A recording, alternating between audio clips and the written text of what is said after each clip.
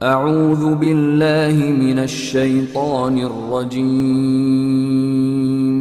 بسم اللہ الرحمن الرحیم۔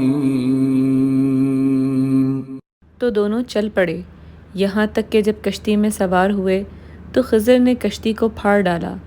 موسیٰ نے کہا، کیا آپ نے اس کو اس لیے پھاڑا ہے کہ سواروں کو غرق کر دیں؟ یہ تو آپ نے بڑی عجیب بات کی۔ خضر نے کہا، کیا میں نے نہیں کہا تھا کہ تم میرے ساتھ صبر نہ کر سکو گے؟ موسیٰ نے کہا کہ جو بھول مجھ سے ہوئی اس پر مواخذہ نہ کیجیے اور میرے معاملے میں مجھ پر مشکل نہ ڈالیے۔ پھر دونوں چلے، یہاں تک کہ رستے میں ایک لڑکا ملا تو خضر نے اسے مار ڈالا۔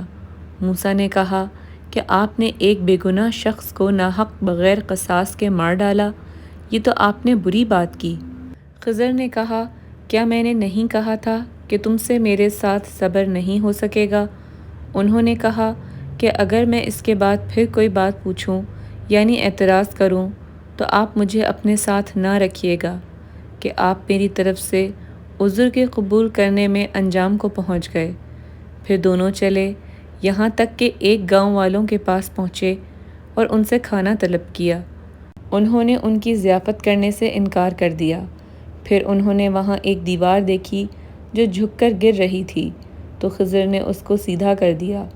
موسیٰ نے کہا کہ اگر آپ چاہتے تو ان سے اس کا معاوضہ لیتے تاکہ کھانے کا کام چلتا۔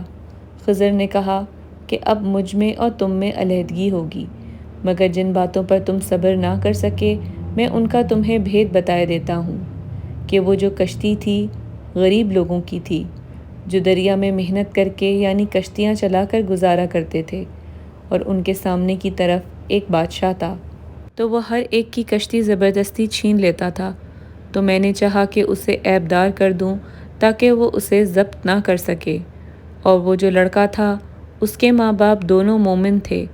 ہمیں اندیشہ ہوا کہ وہ بڑا ہو کر بد کردار ہوگا، کہیں ان کو سرکشی اور کفر میں نہ پھنسا دے۔ صدق اللہ العظیم۔